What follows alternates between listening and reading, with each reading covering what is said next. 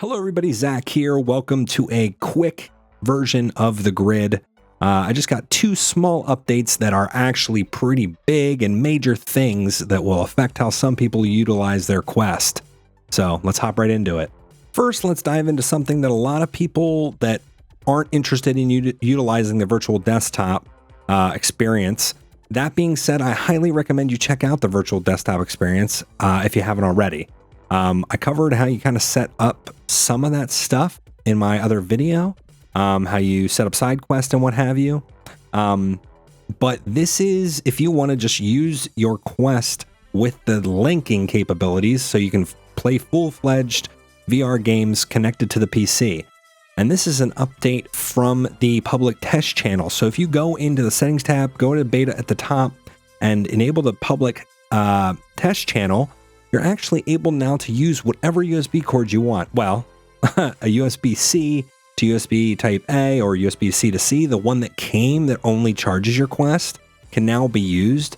And people have reported great results with this, which is kind of surprising. So there's something with the compression that they're doing that they've gotten even better at pumping that data over. So that's really exciting. And it means more and more people can try out a more full-fledged desktop experience by just plugging their Quest into their PC.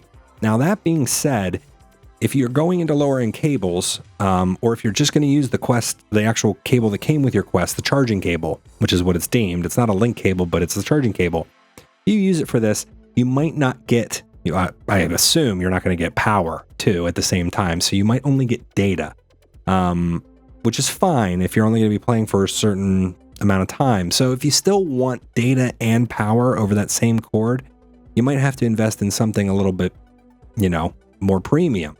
But with that being said, that's awesome.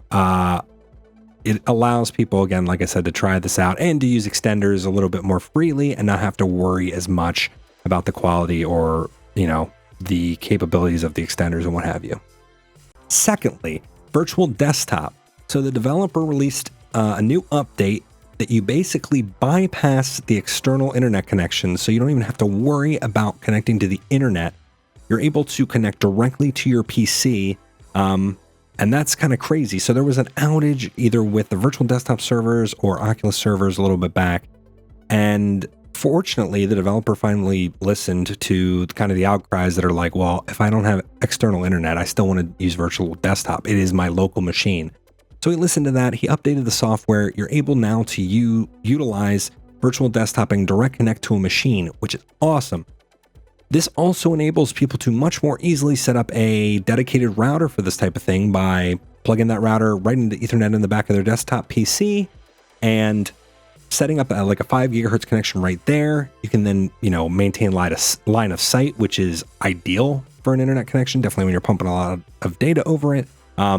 That's basically it. But those are two things that seem small that I feel like push the Quest even more towards a full-fledged headset. And there's a lot of people on the, considering a Rift or considering these other headsets. If you can get your hands on a Quest and you don't already have another VR headset, or maybe you only have a PSVR or older, Windows mixed HMDs and all that stuff, I would say try a Quest. Try to find somebody that has a Quest and throughout this is not maybe a great idea to be everybody trying everybody's Quest on. But somebody that has virtual desktop set up or is using a link cable or now, any cable, and see what the experience is like. I bet it will surprise you, even with the compression of that video and everything. It's pretty seamless. So if you guys have any questions, if you guys have comments, if you guys enjoyed this video or disliked this video, please let me know. Like is down there, dislike is down there too. Make sure to follow me on social media. I hope you enjoyed this little short episode of The Grid, and I'll see you guys next time. Bye.